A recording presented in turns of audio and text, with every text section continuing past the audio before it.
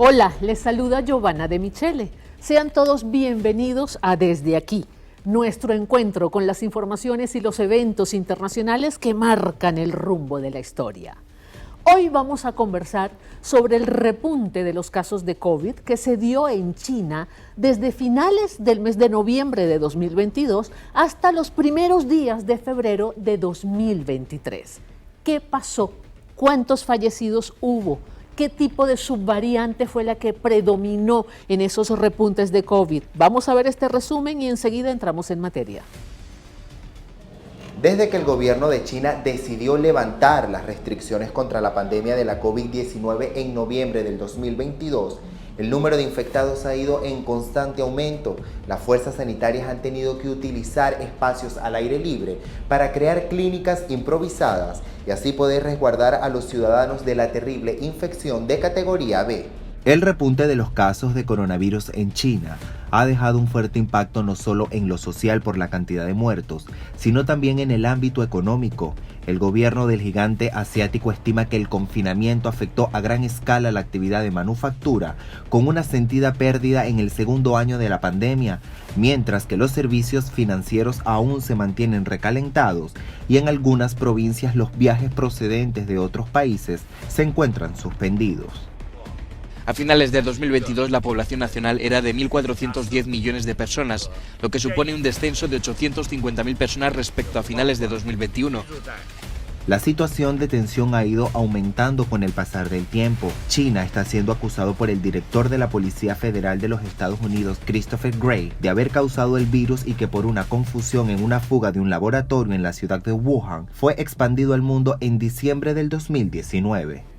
Estados Unidos una vez más vuelve a agitar la teoría de la filtración del laboratorio, lo que no desacredita a China, pero sí rebaja aún más su propia credibilidad. Llamamos a Estados Unidos a respetar la ciencia y los hechos, que deje de politizar el rastreo del origen del nuevo coronavirus, que evite que la infección socave la solidaridad de la comunidad internacional en la lucha contra la pandemia y la cooperación científica mundial en búsqueda del origen.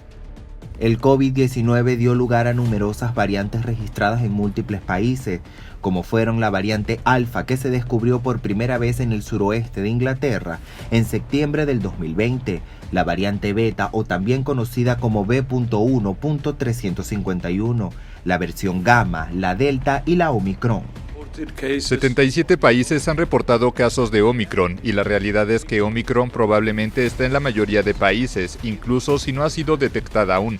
Omicron se está esparciendo a un ritmo que no hemos visto con ninguna otra variante. Los ciudadanos del gigante asiático esperan pacíficamente la calma tras una larga tormenta. Por los momentos continúan implementando las medidas anti-COVID para evitar cualquier rebrote.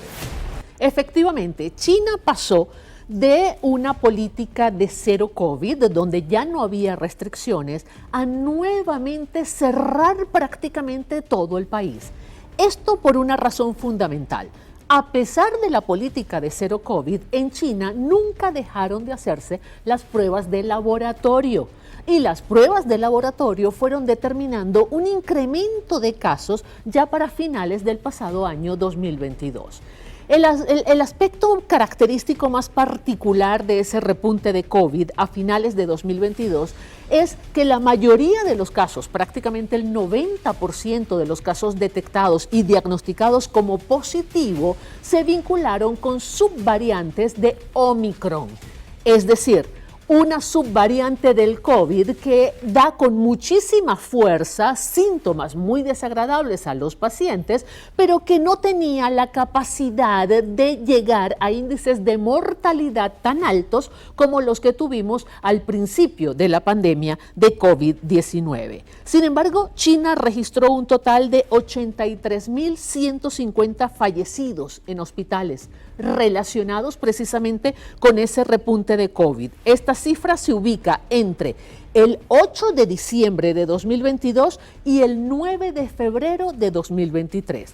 La cifra la ofreció el Centro de Control de Enfermedades de China, lo cual quiere decir que es una cifra oficial.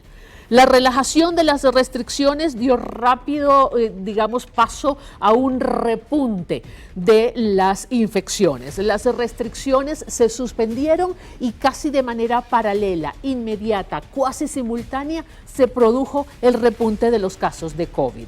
La población china manifestó un hastío de las restricciones, manifestó ya no estar dispuesta a seguir sacrificando su cotidianidad. Pero no solamente la población china, también el sector económico chino hizo una fuerte presión para que se retomara la normalidad y se pueda trabajar en pro y en beneficio de la recuperación económica del país. Ya el crecimiento económico de China para el año 2022 estuvo por debajo de lo que las autoridades chinas esperaban. Para este año 2023, las autoridades han previsto un crecimiento de 5% y eso no se puede alcanzar en un marco de restricciones que tengan que ver precisamente con el tema COVID. Sobre esto vamos a estar conversando con dos especialistas y lo vamos a abordar el tema desde dos perspectivas. Una, la que tiene que ver con la salud. ¿Qué ha pasado? ¿Por qué se produce un repunte si la mayor parte de la población ya está vacunada y además con el protocolo de vacunación completo? Y el segundo abordaje es desde el punto de vista económico-comercial. Ese repunte de los casos de COVID en China ¿tiene o tuvo alguna incidencia en los indicadores macroeconómicos de ese país? Enseguida volvemos desde aquí.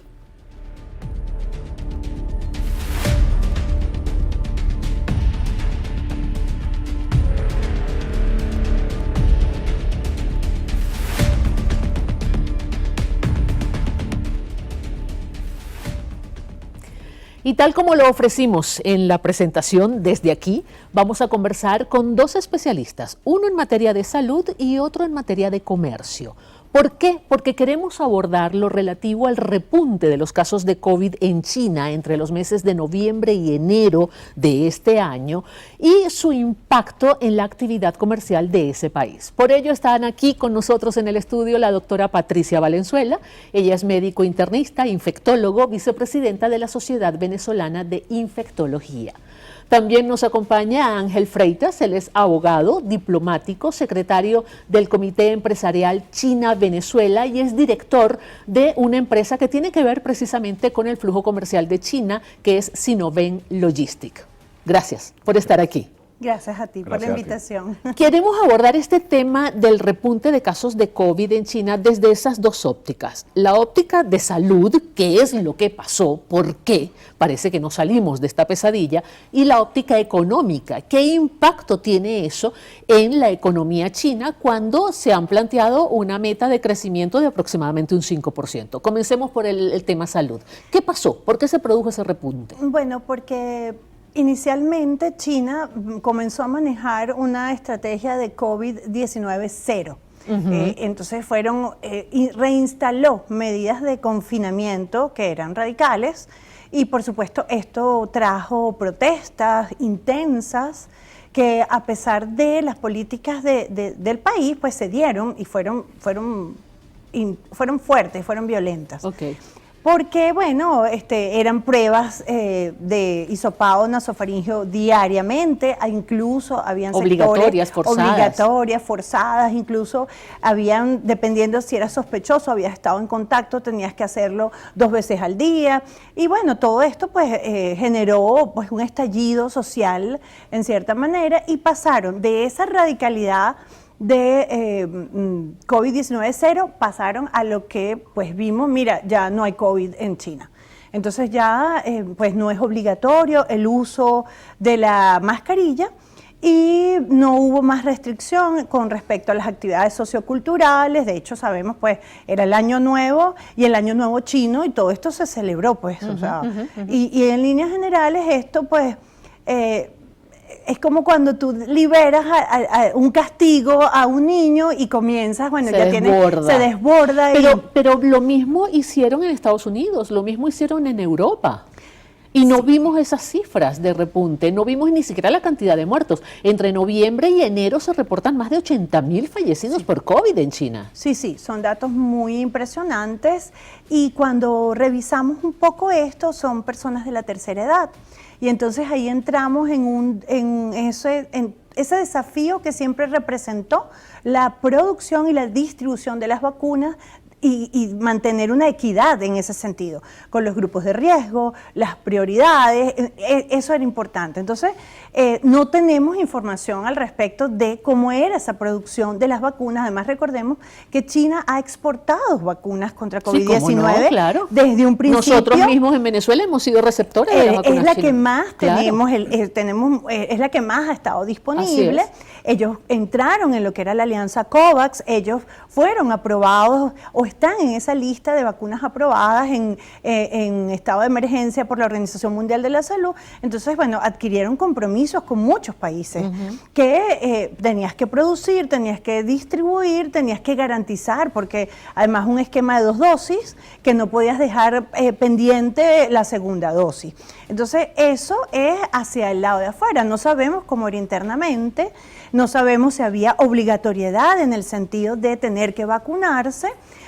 Las medidas de confinamiento fueron importantes, entonces las personas de la tercera edad se quedaron en su casa, y después que comienza esa actividad laboral, cultural, económica, comienzan a salir de los hogares y regresan, bueno, llevan el virus a su casa. Claro. Entonces, esto pues por supuesto suena raro, pero no tenemos una información completa, porque la información en este tipo de países pues no es transparente, pero sabemos que hay diferentes factores que pueden haber, que potenciaron que hubiese esta gran cantidad de casos y gran cantidad de fallecidos. La tesis que está manejando Estados Unidos de que, bueno, algunos sectores en Estados Unidos, porque hay un profundo debate, todavía no se han puesto de acuerdo, de que probablemente el virus del SARS-CoV-2 surgió de un laboratorio en China, que se escapó el virus, sacaron el virus, en fin, pero que estaban trabajando con ese virus en un laboratorio. ¿Tiene algún asidero desde el punto de vista científico? No, la verdad no. La verdad, tenemos un virus, SARS-CoV-2, de una familia de coronavirus, que es un ARN virus, y una de las características principales de estos virus es su capacidad de mutación, su capacidad de cambio. No tenemos, bueno, para esto se necesita evidencia científica. Tenemos un grupo mundial de supervisión de la evolución del virus SARS-CoV-2, donde no solamente hay personas de la Organización Mundial de la Salud, hay científicos independientes, expertos en virus, que están en esta vigilancia. Tenemos esa biblioteca enorme del mundo de virus, donde van todos los genomas de todos los virus que se van identificando en el mundo, y con SARS-CoV-2 no ha sido diferente. Todo lo relacionado con las variantes nuevas está ahí almacenado para analizarse, para estudiarse. Entonces, cuando uno escucha esto, que es un complot político, que se escapó de un laboratorio, que fue concebido como un arma biológica, se llegó a decir. Eso suena un poco esotérico, ciencia ficción, eso hay que aterrizarlo, eso debe haber una evidencia científica que lo soporte, y mientras eso no lo tengamos, pues ni la Organización Mundial de la Salud lo afirma. Claro. De hecho, en la última declaración del doctor Tedros, que es el director de la OMS,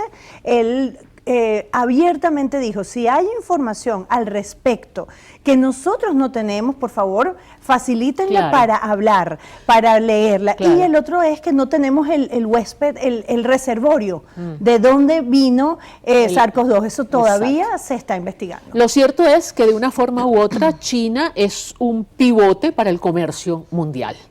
¿Y este repunte tuvo algún impacto en el comercio internacional? No me lo respondo ahorita. Vamos a una pausa y enseguida volvemos desde aquí para conocer si efectivamente el repunte de COVID-19 en China en los meses de noviembre 2022 hasta enero o principios de febrero 2023 ha tenido algún impacto en el comercio internacional.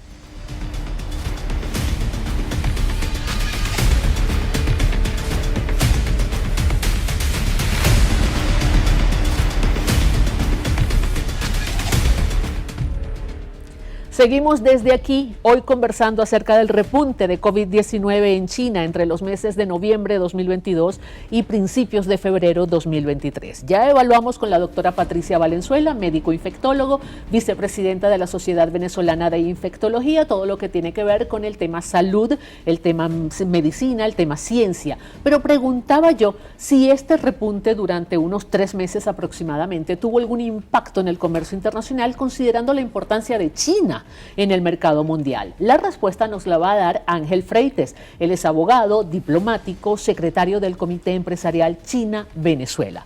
Cuéntenos. Sí. Estábamos comentando anteriormente que estudiar China es como tener una bola de cristal, porque al estudiar la actualidad en China podemos ver lo que va a pasar en el futuro en otros países. Justamente en el COVID-19 nos demostró eso, lo que sucede en China, a China le da un resfriado, tose y Venezuela tenemos que sacar los pañuelos. Tenemos que sacar los pañuelos, ¿no?